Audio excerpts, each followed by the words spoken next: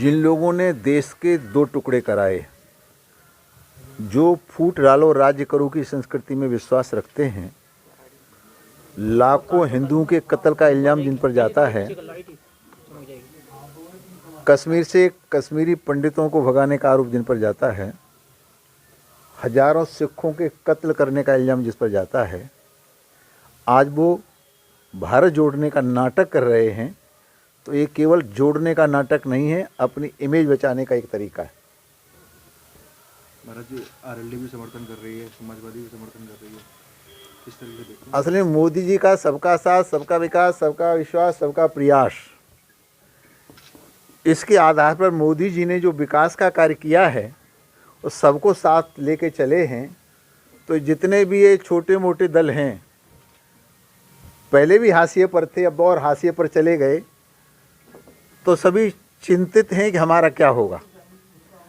इकट्ठा होने का प्रयास कर रहे हैं, पर मेढकों को कभी एक तराजू में तौला नहीं जा सकता। तो इनका प्रयास है, लेकिन कभी इकट्ठे हो नहीं सकते, क्योंकि प्रधानमंत्री के दावेदार सब हैं। ममता अलग हैं, अखिलेश अलग हैं, राहुल गांधी जी अलग हैं, केजरीवाल अलग हैं। तो इन मेढकों को इस तराजू में कोई तोलने का प्रयास करे संभव नहीं है। तो आपको लगता है कि राहुल की इस यात्रा का कोई प्रभाव नहीं आने वाला है? ना, बिल्कुल लगता है कोई प्रभाव नहीं है। राहुल जी की यात्रा का कोई प्रभाव नहीं है और ये देश कांग्रेस मुक्त होने ही वाला है। ये भारत जोड़ो के नाम पे कहीं सरकार के खिलाफ गोलाबंदी तो नहीं हो रही है? नहीं, सरकार पारदर्शी सरकार है। हम लोग विकास की बात करते हैं, सबके कल्याण की बात करते हैं, इसलिए सरकार पर इस यात्रा का कोई प्रभाव नहीं पड़ने वाला। हम झूठे वादे करने वाले नहीं हैं। जो लोग गरीबी मिटाने का नारा लगाते लगाते राजनीति करते रहे, गरीब मिट गया, गरीबी नहीं मिटी, लेकिन ये मोदी जी हैं जिन्होंने प्रधानमंत्री जन धन योजना के आधार पर हर घर को शौचालय देकर, अब हम हर घर में नल और नल में जल, हर सिर पर छत देने का जो वायदा किया है, जो मोदी जी का जो काम करने का तरीका है, उस तरीका का हिंदुस्तान नहीं विश्व भी कायल है। लगातार अगर हम बात करें तो कि वो ये कह रहे हैं कि बेरोजगारी है, लोगों पे पहनने के लिए कपड़े नहीं है, उनकी टी शर्ट भी चर्चा का विषय, उन्होंने कटाक्ष करा है। नहीं, खिसियानी बिल्ली खम्बा नोचती है।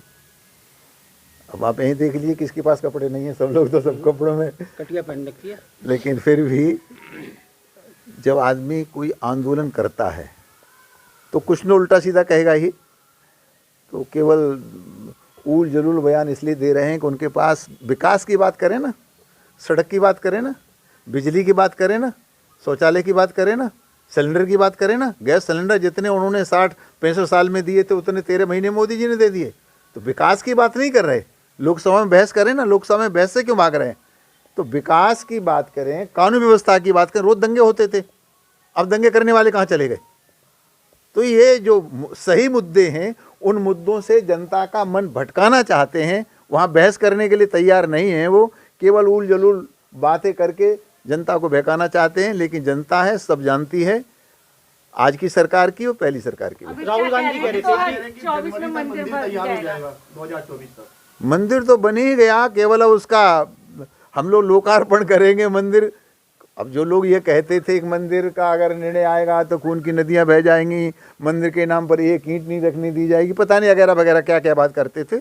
लेकिन आस्था प्रधान देश है, रामकृष्ण विश्वनाथ का देश है और जन भावना के अनुसार ये सरकार काम कर रही है। इसलिए हम सभी साधु सन्यासी हृदय की गहराई से इस सरकार के साथ हैं, सरकार का धन्यवाद करते हैं कि ये धर्म की स्थापना कर रही है। आप बाबा केदारनाथ में देखिए कितना बड़ा काम हो गया, बद्रीनाथ में देखिए कितना बड़ा काम हो गया, बाबा विश्वनाथ का देखिए कितना बड़ा काम। केवल अयोध्या ही नहीं, जितने भी तीर्थ स्थल हैं, ये सरकार पूरी महाकाल को देख लीजिए। जनसंख्या कानून बनने, जनसंख्या लगातार कहते थे, देखिए जमीन छोटी होती चली जा रही है और जनसंख्या बढ़ती चली जा रही है।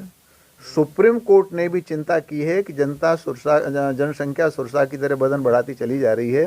सरकार को इसके विषय में सोचना चाहिए और आधे से ज़्यादा पार्लियामेंट के सांसद भी इस मत के हैं कि जनसंख्या नियंत्रण कानून बनना चाहिए और जनता भी इसी मत की है। तो देर सवेर मुझे लगता है इसी कार्यकाल में जनसंख्या नियंत्रण कानून निश्चित रूप से आएगा। कृष्ण जन्मभूमि का मुद्दा भी उठ रहा है लगातार चर्चा में। हम लोग तो पहले ही कहते रहे, रामकृष्ण विश्वनाथ तीनों लेंगे एक साथ, 2 तो हो गए, तीसरा भी हो जाएगा, चिंता मत करो।